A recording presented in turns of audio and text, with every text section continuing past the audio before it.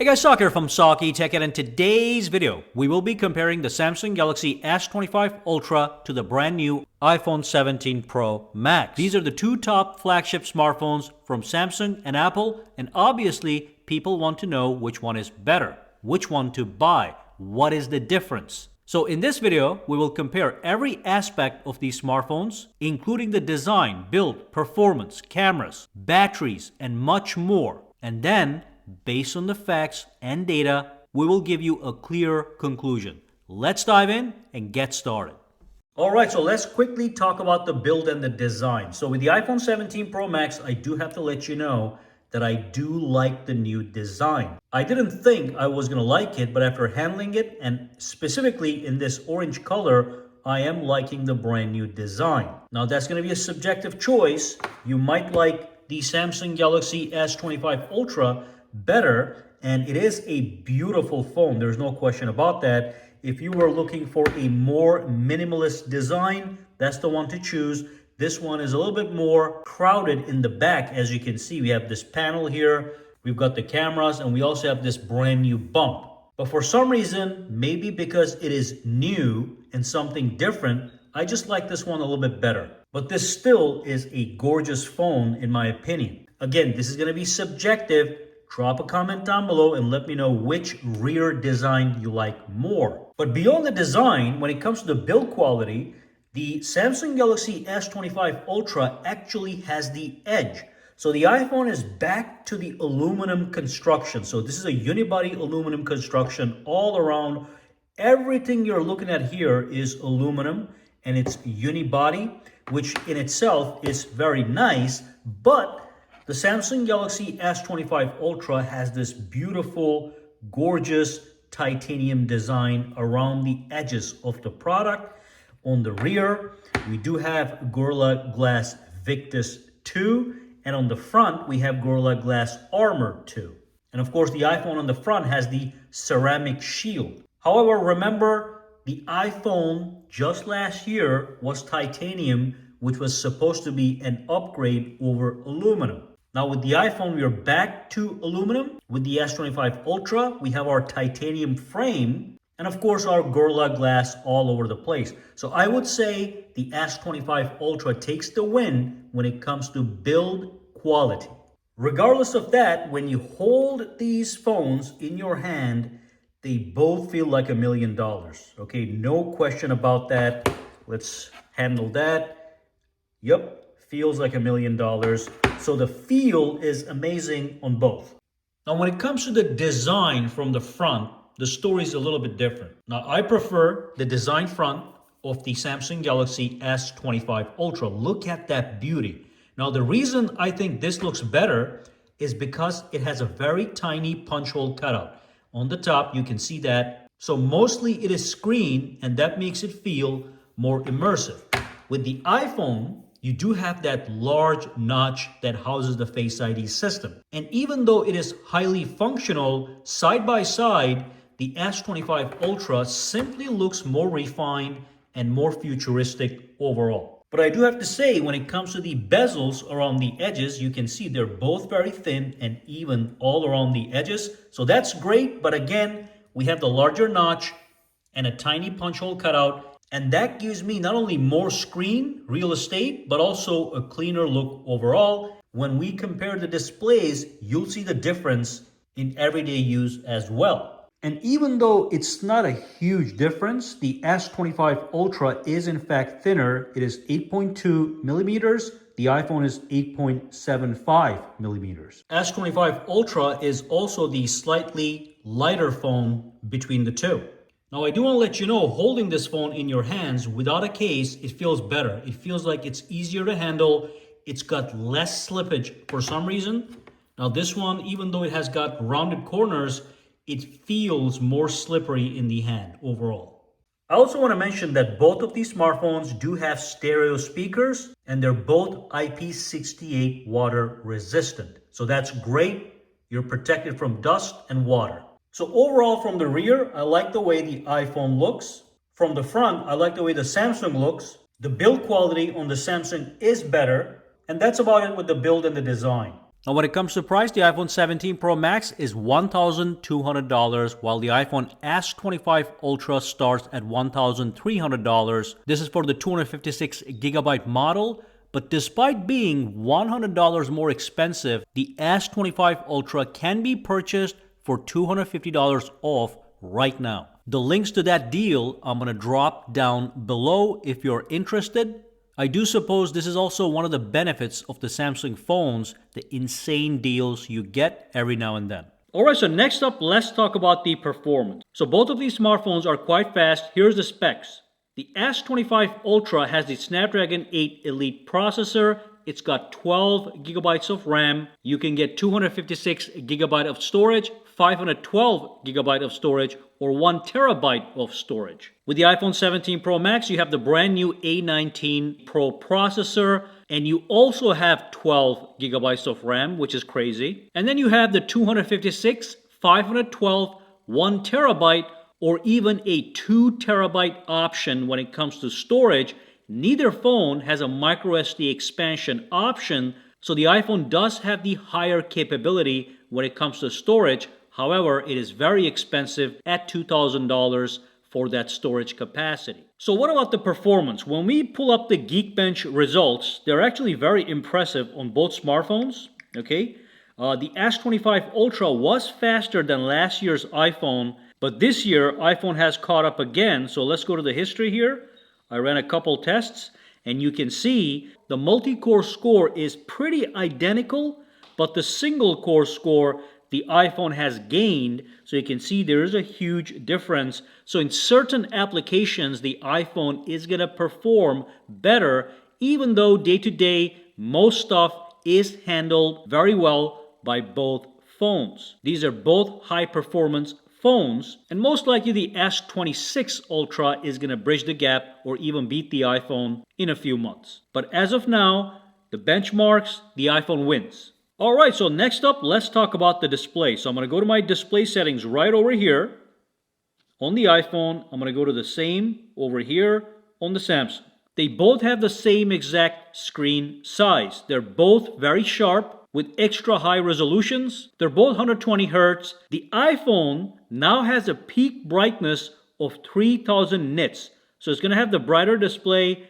The S25 Ultra has a peak brightness of 2600 nits. Additionally, both phones now have anti-reflective display. However, Samsung's anti-reflection is superior. So you're going to get better glare rejection on the S25 Ultra as opposed to the iPhone 17 Pro Max. Now, one more thing I want to show you guys is with the Samsung, because it's a more customizable phone, it also gives you options like this. So when you go down over here, you are able to go to your screen resolution and actually change it manually between all these options.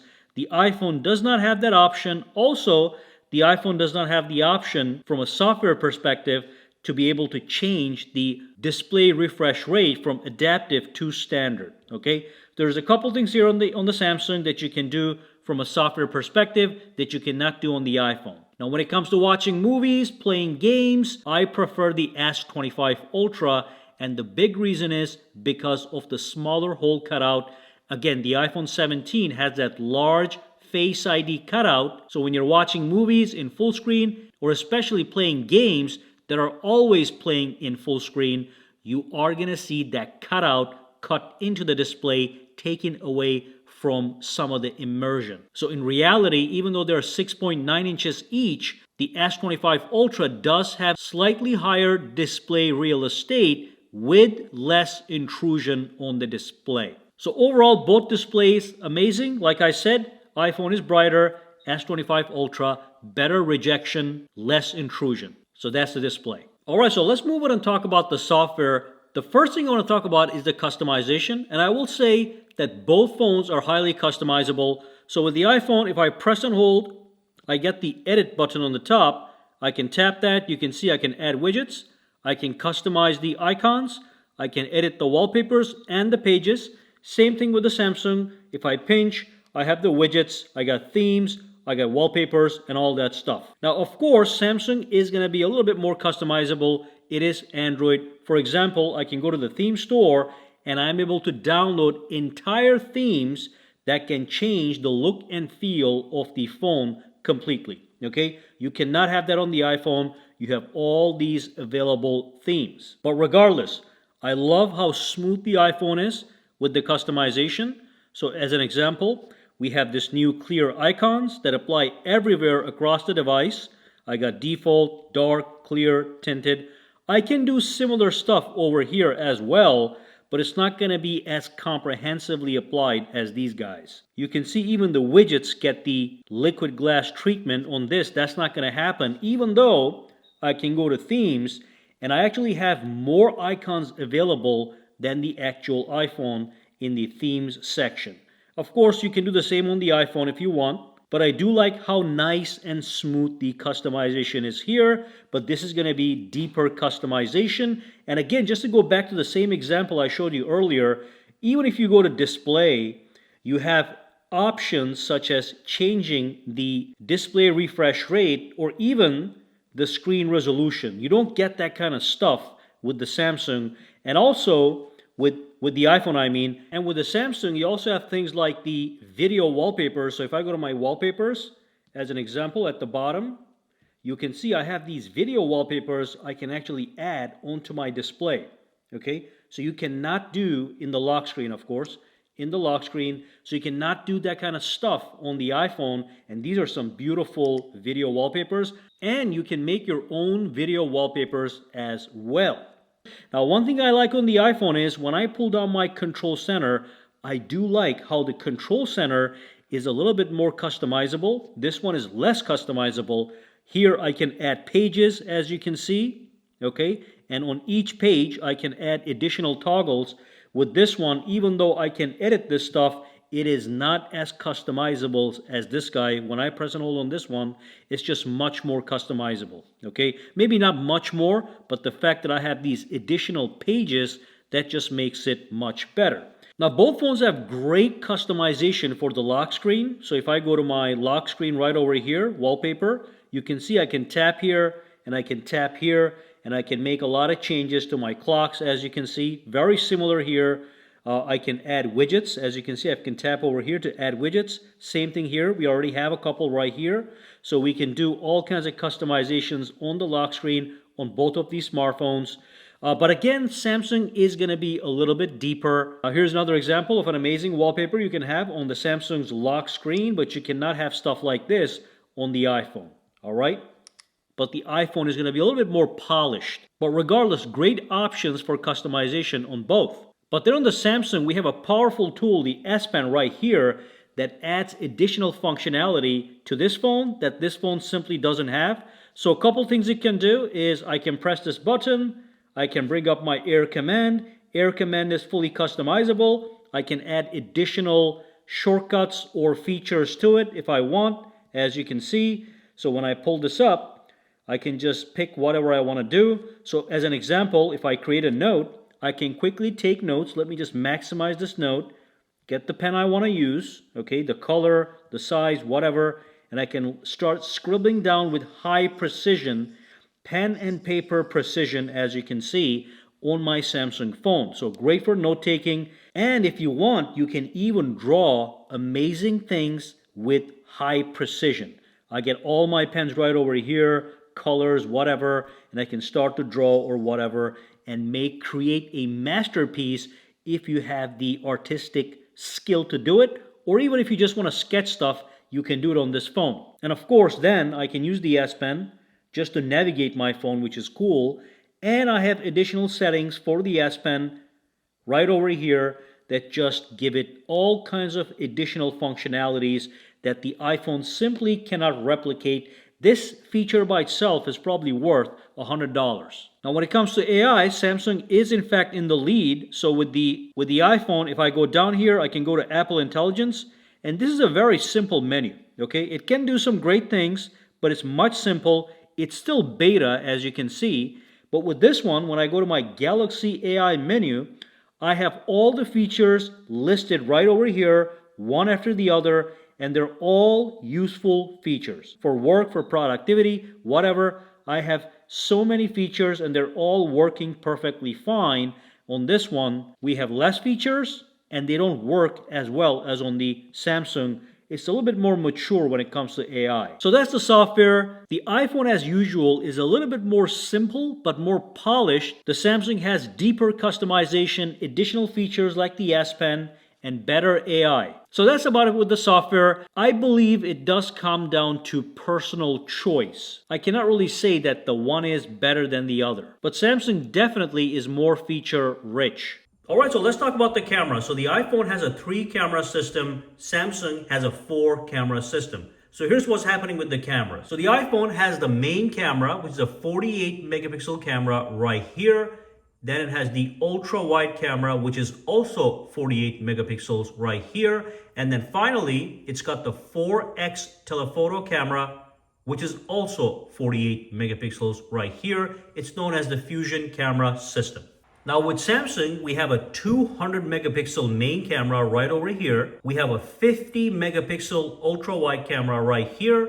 And then we have a 50 megapixel 5x telephoto camera right here. And then over here, we have a smaller 10 megapixel telephoto camera capable of 3x optical zoom. Now this over here is just a laser focusing module, but we do have 4 cameras on the Samsung. And of course, on the front, we have a 12 megapixel camera right here and an 18 megapixel camera right over here. So we have seen an upgrade on the front camera on the iPhone. It's now called the center stage camera. Now here's just a regular selfie, and you can see they both do a great job. iPhone is a little bit more color accurate. Samsung is a little bit more saturated, but they both give great detail. But if you look very carefully, the iPhone is going to get you slightly more detail because of that 18 megapixel camera. Now here's an actual portrait shot. Again, both do a great job. iPhone is going to be slightly more detailed. Now, if I was an average consumer, would I pick one over the other to share with my friends or post on the social media? Absolutely not. Both of these guys do a great job. Here are some video samples. The first one is the iPhone. You can do it, does a very smooth job as I go from bottom to top or side to side. Same thing with the Samsung. Both of these cameras are flagship level video cameras, but when it comes to video recording, the iPhone is ever so slightly smoother than the Samsung smartphone videos, especially when you're switching lenses from wide angle to ultra wide to telephoto. Let me give an example of what I'm talking about. So I'm going to give you guys a quick example. Here I have a subject in the middle, so I'm going to tap on record on the video section, and then I'm going to switch lenses. So I'm going to go from 1x to 2x. You see how smooth that was? To 4x and then to 8x, okay? So notice how smooth the whole thing was. I'm going to do the same thing with Samsung now. I'm going to move this to the middle right here. So I'm going to tap on record. I'm going to go to 2. That's fine. 3. It moved a little bit. 5. Okay. And you can see how much more play there was as I was switching from lens to lens. Okay. Even though I will let you know the transition is smooth, but it's too much shifting around. With this one, again, if you're a videographer, this is just going to be much more easy. You can see there's much less shifting around as I switch between the lenses. However, that does not tell the full story. Again, if you're a videographer, what if you need 8K video recording? Look at this. If I tap over here, I can go up to 8K. On this one, maximum, I can go up to 4K. So that's my 4K right there, up to 60 frames per second. This one can go to 120, but this one can also go to 8K recording, which is crazy. Another thing, with the Samsung software, if I go to more right over here, I have things like the professional mode. So I can go to pro mode. I can control everything manually. If you're a photographer, you know what all these are. ISO, exposure, focus, white balance, shutter speed, all that is available in the pro mode. And of course, I have the pro mode also available for the video that will give me some great details. I don't have built-in capability on the iPhone to do these kinds of things. And here's the crazy part. Once I'm in the pro video mode, look at this. Now I do have access to 4K at 120 as well. This one had it in the regular area, but you have the capability on this one as well if you want it. And if you look at the photo, when I go to 3x optical zoom, because I have a dedicated 3x camera, you get better detail with this one right here when you take a photo. When I go to the 3x on this one, right here, it's not going to be as good as the 3x on this one because this has a dedicated camera. And then I have 5x optical zoom on this one. On this one, I have maximum 4x optical zoom. And on this one, as you can see, I can go all the way up to 100x zoom. On this one, the maximum is going to be 40. Let me tap the button here. That's 100x. That's 40. That's the max. Okay. So Samsung does have some really extreme options if you need it. Now, what is the bottom line? Both of these cameras are going to be amazing for everyday consumers, for the average consumer, no matter what you do, photos or video.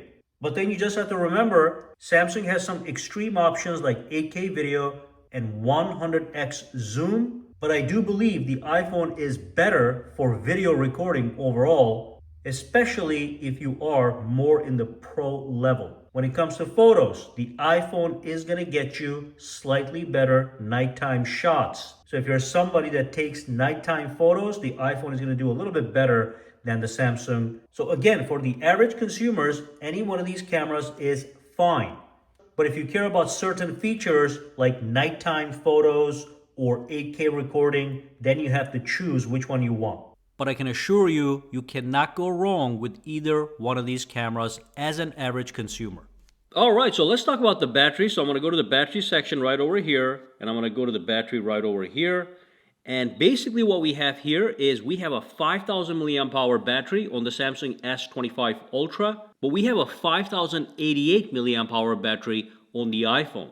So the iPhone has a larger battery, and based on what I've seen so far, the iPhone may actually outlast the Samsung in the battery life department by 1 or 2 hours. Now when it comes to charging, both of these phones have fast charging now. The Samsung has 45 watt fast charging, the iPhone has 40 watt fast charging. Apple says that from a dead battery on the iPhone, in 20 minutes you can get up to 50% charge. With Samsung it says within 30 minutes you can get up to 65% charge with the 45 watt charging. So approximately that's going to be the same. So iPhone did catch up to Samsung when it comes to wired charging speeds.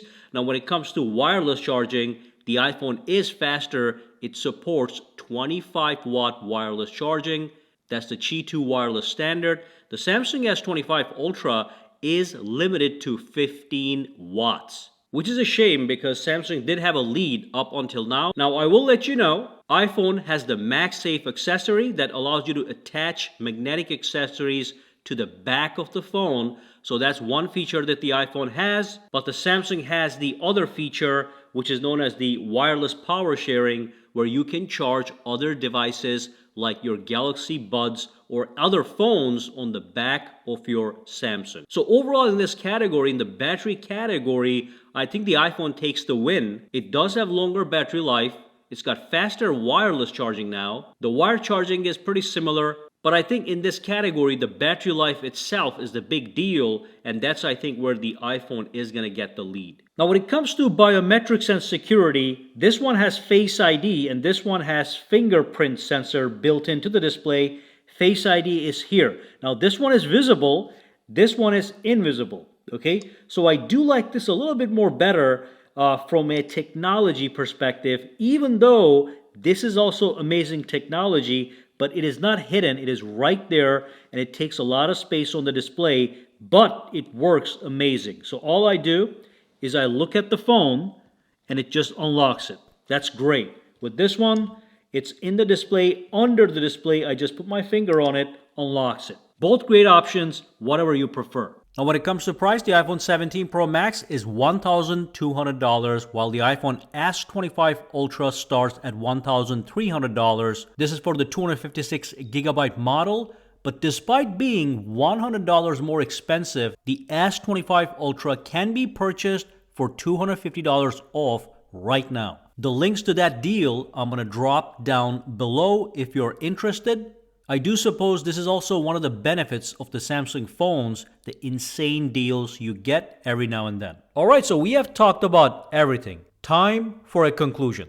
To understand which phone is better, let's quickly list the advantages of the S25 over the iPhone, and then we'll do it the other way around. So S25 has a better design from the front, though this could be a subjective choice. S25 has a more aggressive camera setup with extreme options like the 8K recording and 200 megapixels resolution camera for the main camera. S25 Ultra has a built-in S Pen which simply adds another dimension of functionality. S25 Ultra has more and better AI features both for work and play. It does have more complex software features, superior titanium build, and does have reverse wireless charging. On the flip side, the iPhone has the following advantages: longer battery life, a brighter display, better design from the rear, again this could be subjective, faster performance, better video recording experience overall with the camera, and to be honest, a better camera as a total package.